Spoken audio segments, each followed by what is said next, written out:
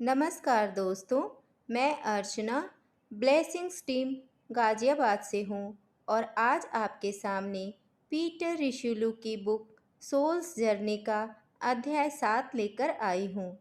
दोस्तों, यह अध्याय थोड़ा बड़ा है तो इसको हमने 2 पार्ट में डिवाइड किया है। ये दूसरा पार्ट है। पीटर और योगी जब तक उस ग्रुप के पास नहीं पहुँचे तब तक उन्हें म्यूजिक सुनाई नहीं पड़ा। ये इतना सुंदर म्यूजिक था कि पीटर इससे पहले इसे कभी नहीं सुने थे। पीटर योगी से पूछते हैं कि ये व्यक्ति कौन है जो इतना सुंदर म्यूजिक बजा रहा है। तो योगी बताते हैं कि ये सुप्रसिद्ध संगीतकार जोहान स्ट्रॉस हैं। अब पीटर को याद आता है कि जोहान स्ट्रॉस ने ही ब्लू डेबुनी संगीत की रचना की थी। इन्होंने बहते हुए पानी की आवाज़ में म्यूजिक निकाला था। पीटर अभी संगीत का आनंद ले रहे थे, तभी इन्होंने देखा कि नदी के दूसरे तट पर 2 बाष्पीकार आकृति हैं। ये पूरी तरह से क्लियर नहीं है। तो इन्होंने योगी से पूछा कि ये कौन है। तो योगी ने बताया कि ये देव जगत के लोग हैं। ये सूक्ष्म तत्व से बने हैं। ये संगीत के देव हैं। ये देव जगत से इनको मदद करने आए हैं। जब ये दोनों यहाँ से निकले तो 50 फीट की दूरी पर इनको संगीत सुनाई नहीं दे रही थी। थोड़ा और आगे बढ़े तो इन्हें एक बहुत सुंदर बिल्डिंग दिखाई दी जो कि पुरानी हवेली की तरह दिख रही थी। ये दोनों हवा में तैरते हुए वहाँ पहुँचे और देखा कि वहाँ पर बहुत ही सुंदर लॉन था और बहुत सुंदर सुंदर फूल खिले हुए थे। वो जगह बहुत ही खूबसूरत थी। वहाँ पर बड़ी बड़ी खिड़कियाँ थी और वहाँ से 10 मीटर की दूरी पर समुद्र दिखाई दे रहा था। रंग बिरंगी पक्षी थे जिन्हें कि पीटर ने अपनी लाइफ में कभी नहीं देखे थे। अब योगी उन्हें ये बताते हैं कि यह जगह जो आप देख रहे हो, इतना खूबसूरत जगह, यह सूक्ष्म जगत का एकेडमी है।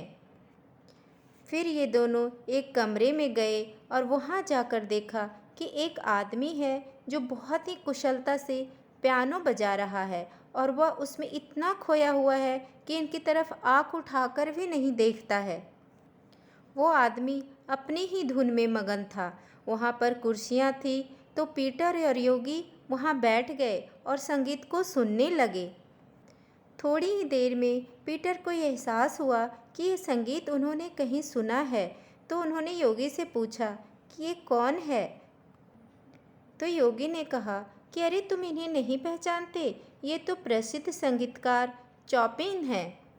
जब ये धरती पर थे तो बहुत बीमार और कमज़ोर थे, लेकिन अब यहाँ पर ऐसी परिस्थितियाँ नहीं हैं। यहाँ पर जिनको संगीत में रुचि है वो अपना लाइफ बड़े मज़े से बिताते हैं।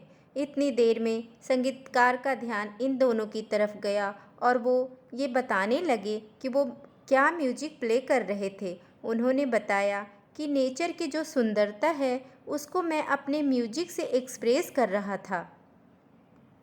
यह सब सुनकर पीटर सोचते हैं कि मैं तो बड़ा अपने आप को संगीत का जानकार समझ रहा था। अब समझ में आया कि वास्तव में मुझे कला के बारे में कुछ भी मालूम नहीं है।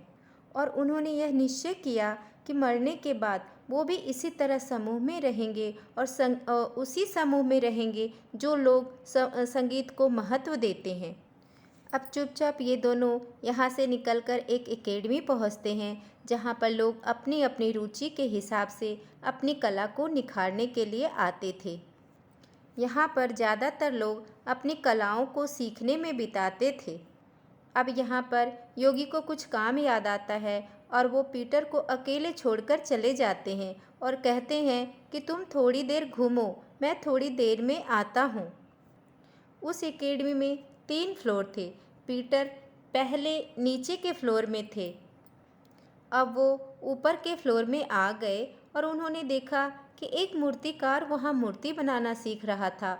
और दूसरे कमरे में गए तो देखा कि काफ़ी लोग वायलिन वादक की प्रैक्टिस कर रहे थे। वहाँ पर काफ़ी सारे म्यूजिक के इंस्ट्रूमेंट रखे हुए थे। यहाँ पर किसी के चेहरे पर कोई तनाव नहीं था और कोई जल्दीबाजी भी नहीं था। सब लोग बहुत खुश नज़र आ रहे थे। अब पीटर को याद आया कि धरती पर जब वो एक इसी तरह की एकेडमी में गए थे तो वहाँ पर लोगों के चेहरे पर काफ़ी तनाव था और लोग बहुत जल्दीबाजी में थे और लोग खुश भी नहीं दिख रहे थे। अब पीटर यहाँ से और ऊपर जाते हैं थर्ड फ्लोर पर। थर्ड फ्लोर बहुत ही सुंदर था और यह इस फ्लोर के एक कमरे में गए तो उन्होंने देखा कि एक लड़की पियानो बजा रही थी और हाथ में एक संगीत रचना लिए हुए उसकी स्टडी कर रही थी। जैसे ही उसने पीटर की तरफ देखा तो पीटर ने मन में ही कहा कि अरे यह तो डेफ्नी है। पीटर डेफ्नी को पहले से ही जानते थे। 1935 में इंग्लैंड में एक गोल्फ क्लब में दोनों पहली बार मिले थे और वहाँ से इन दोनों के बीच में बातचीत शुरू हो गई थी और वो अक्सर मिला करते थे। पीटर ने शादी के लिए डेफ्नी को बहुत बार कहना चाहा लेकिन नहीं कह पाए क्योंकि उनको लगता था कि पत्नी की जिम्मेदारी लेने के लिए पर्याप्त धन पीटर के पास नहीं है। और इसी बीच एक दिन डेफ्नी को निमोनिया हो जाता है जिसके कारण डेफ्नी की मृत्यु हो जाती है। अब वही डेफ्नी पीटर के आँखों के सामने जीती जागती बैठी पियानो बजा रही थी। डेफ्नी भी पीटर को देखकर बहुत खुश हुई और खुशी के मारे वो दोनों एक दूसरे की तरफ आगे बढ़े और पीटर ने डेफ्नी को देखकर प्रिय बोलकर संबोधन किया क्योंकि पहले भी वो एक दूसरे को ऐसे ही बुलाते थे। डेफ्नी ने पूछा कि तुम यहाँ कैसे? तुमने तो अभी उस दुनिया को नहीं छोड़ा है, मैं जानती हूँ। तुम यहाँ कैसे? फिर उसे पीटर बताते हैं कि वो यहाँ तक कैसे पहुँचे। डेफ्नी को बहुत हैरानी होती है पीटर को देखकर क्योंकि उस खंड में पहुँचना आसान नहीं था।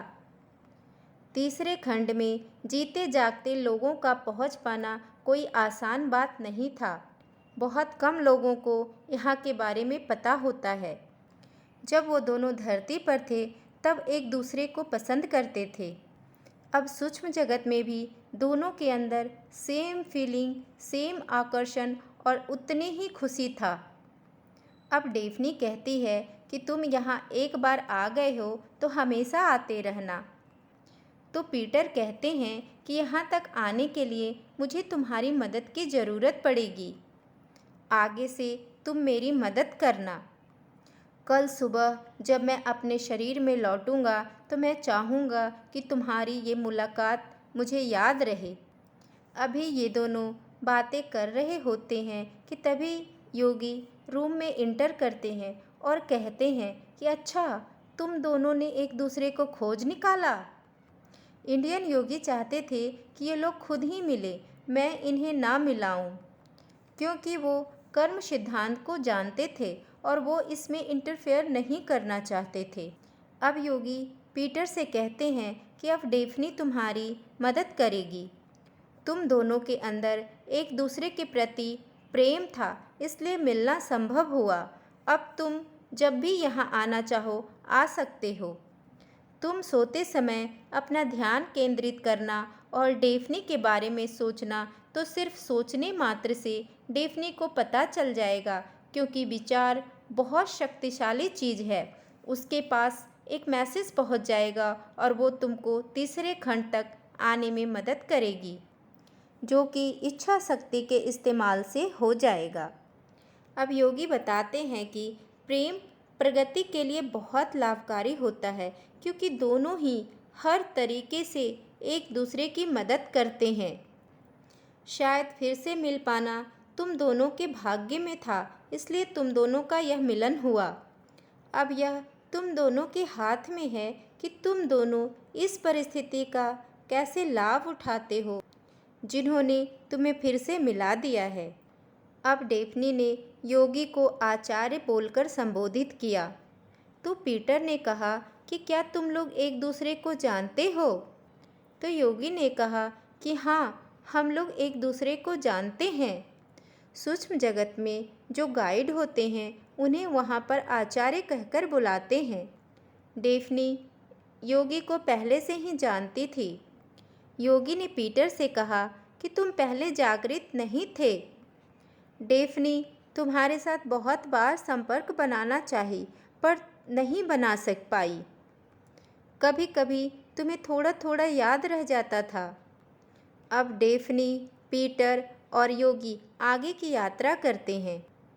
पीटर अपनी घड़ी देख रहे थे तो उन्हें कुछ नहीं दिख रहा था, तो योगी ने कहा कि तुम इस समय इस जगत की घड़ी नहीं देख रहे, उस घड़ी को देख रहे हो जो तुम्हारी कल्पना से तुम्हारी कलाई पर बंध गई है।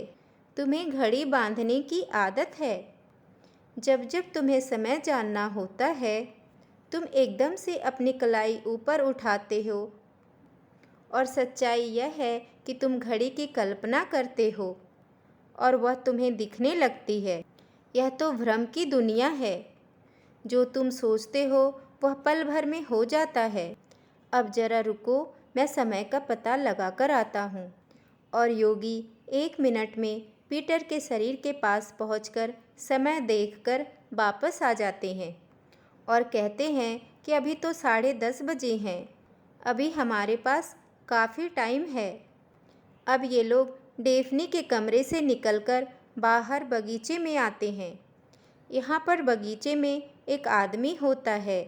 इसके पास एक बहुत खूबसूरत बांसुरी होती है। यह आदमी इन लोगों को देखकर मुस्कुराता है, पर बोलता कुछ नहीं है। तब योगी ने बताया कि यह चाहता है कि हम उस विशेष संगीत समारोह में चलें जिसका देव जाति के लोगों ने जंगल में आयोजन किया था। यह सूक्ष्म जगत का ऐसा आंतरिक भाग था जहाँ मनुष्य कभी आ ही नहीं सकते। इस समारोह में एक एनर्जी क्रिएट होती है। उस समय धरती पर एक युद्ध होने वाली थी, तो उसमें वो लोग उस एनर्जी को यूज करेंगे और बातचीत करके समस्या को ख़त्म करेंगे। इसके लिए वो लोग एकत्रित हो रहे थे। योगी ने बताया कि शक्ति को 2 तरह से पाया जाता है। पहला है गहन एकाग्रता और दूसरा म्यूजिक से।